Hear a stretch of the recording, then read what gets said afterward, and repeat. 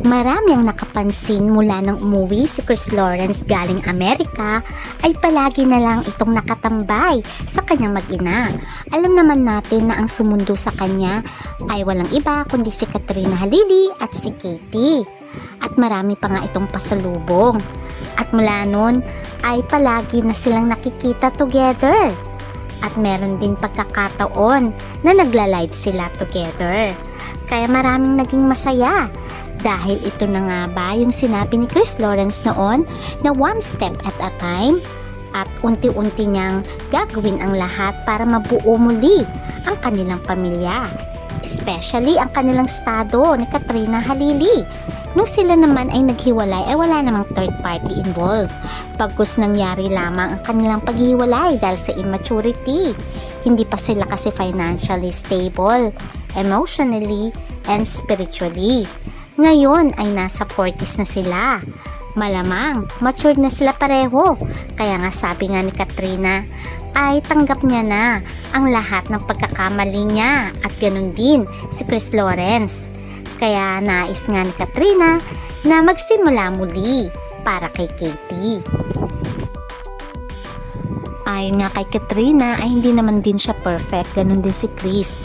Kaya nag-usap sila kung anong gagawin nila para sa kaikabubuti ni Katie. Kaya maraming masaya dahil nabuo ang KKK family. Pero kumustahin naman natin? Paano naman ang feelings nila sa isa't isa ni Chris Lawrence? Wala na nga ba si Chris Lawrence at si Carmina Katie Leon? Dahil kung sila pa nga ni Carmina ay hindi magiging ganito, kasaya rin si Kat at magiging touchy kay Chris Lawrence. Kaya ating alamin kung ano nga ba ang katotohanan.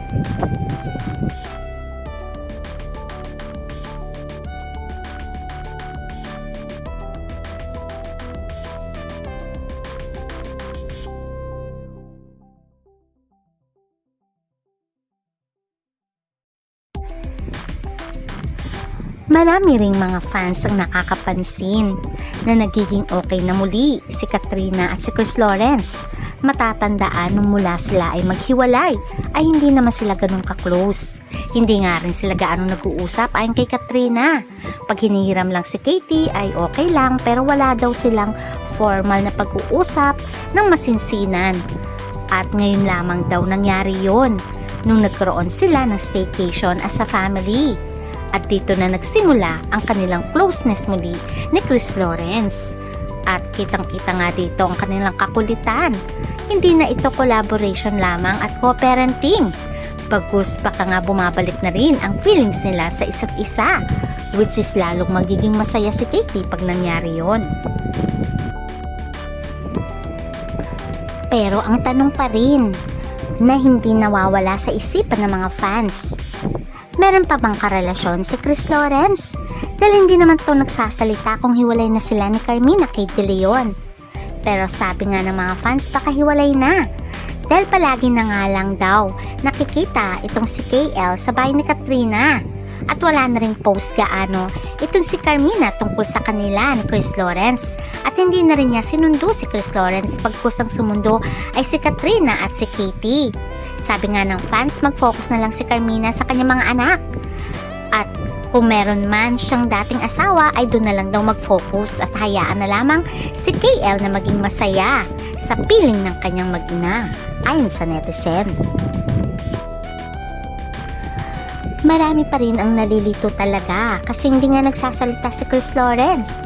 Itong si Carmina lamang ay nagpaparinig sa kanyang social media platform. Sinabi nga niya na sila pa rin ni KL at ginagawa lamang ni KL yon para kay Katie. Kaya sabi niya support niyo na lang ang KKK ayon sa kanya.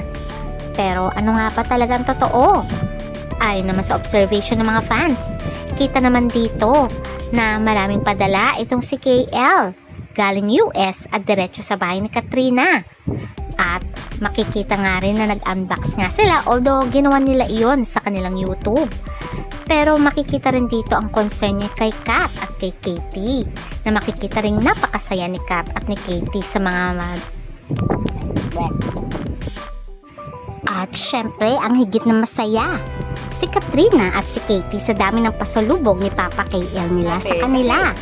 Kita nga dito, ay sabi pa nga ni Katrina na sa tagal daw ng panahon, ngayon lang daw ulit siya nakapag-unbox. Dekada na ang nangyari. At kita naman na nandun pa rin ang kilig nila sa isa't isa. At maraming ang pasalubong si KL kay Kat. Patingin lang. O diba naman?